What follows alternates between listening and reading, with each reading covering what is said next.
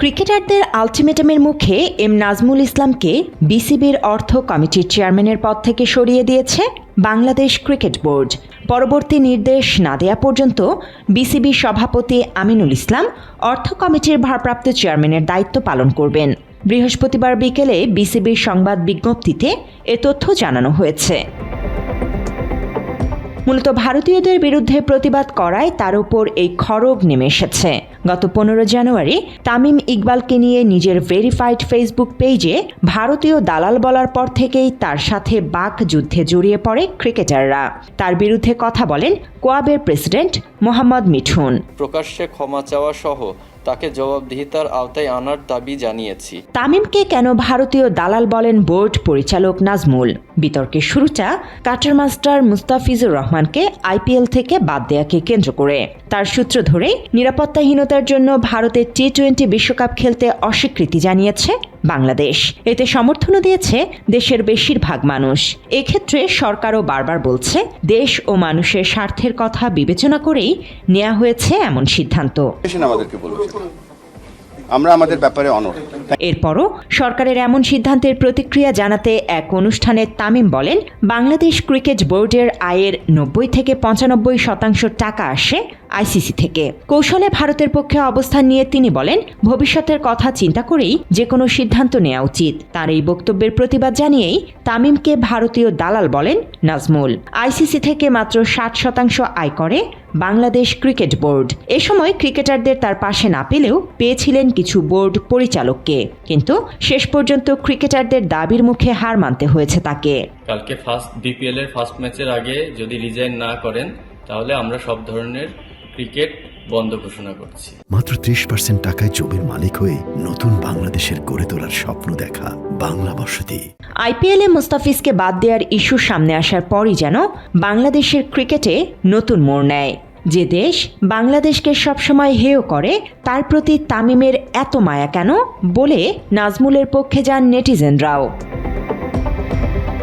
এই পরিস্থিতিতে একরকম একা হয়ে পড়েন তামিম। ঠিক তখনই তার পাশে এসে দাঁড়ান কোয়াবের প্রেসিডেন্ট মিঠুন। আন্তর্জাতিক টি-20তে যার রান 17 ম্যাচে 127, গড় 11-র নিচে। আবার বাংলাদেশ দলের ওয়ানডে অধিনায়ক মেহেদী হাসান মিরাজ বলেন, বোর্ড কর্মকর্তারা তাদের অভিভাবক। তারা এমন মন্তব্য করলে সেটা দুঃখজনক। বোর্ডের টাকাই ক্রিকেটাররা চলছে, তবে এই ধারণা পুরোপুরি ভুল। মিরাজ বলেন, জিনিসটা আসলে এরকম না, বরং বোর্ডের এই অর্থ প্রতিটি ক্রিকেটারের কষ্টের ফসল। ক্রিকেটাররা যে টাকা আয় করে তার বেশিরভাগই আইসিসি ও স্পন্সর থেকেই। আমরা যে টাকাটা আর্ন করি ম্যাক্সিমাম আইসিসি এবং স্পন্সর থেকে টাকাটা কিন্তু আসে। এরপরও অনড় অবস্থানে থাকেন নাজমুল। বুধবারও এক প্রেস কনফারেন্সে ভারতে খেলতে না যাওয়ার কথাই বলেন তিনি। শুধু তাই নয়, তিনি এও বলেন, ক্রিকেটারদের পেছনে কোটি কোটি টাকা খরচ করেও একটা ট্রফি নেই। বিশ্বকাপে না গেলে বোর্ডের নয়, ক্ষতি হবে ক্রিকেটারদের।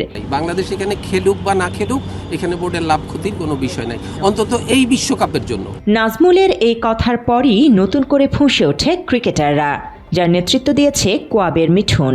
বৃহস্পতিবার এক সংবাদ সম্মেলনে তারা বলেন, নাজমুল বিসিবির পরিচালকের পদ থেকে সরে না দাঁড়ালে সব ধরনের ক্রিকেটকে বয়কট করবেন খেলোয়াড়রা। আর সবকিছুরই একটা লিমিট আছে।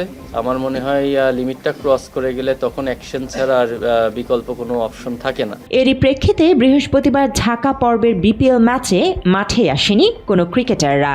এক পর্যায়ে তাদের দাবির কাছে হার মানতে হয়েছে বিসিবিকে। অব্যাহতি দিতে হয়েছে নাজমুল ইসলামকে। বিসিবির সব ধরনের অর্থ কমিটির দায়িত্বও নেন বোর্ড সভাপতি আমিনুল ইসলাম বুলবুল। তবে নাজমুলকে বিসিবি বাদ দিতে পারবে না।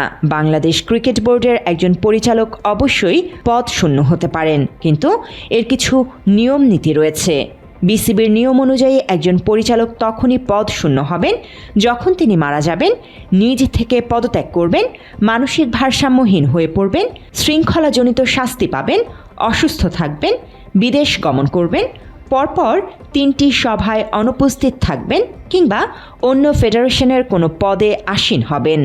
অন্যথায় তাকে পদ শূন্য করার এখতিয়ার বিসিবির নেই। Desk report, Bangla addition.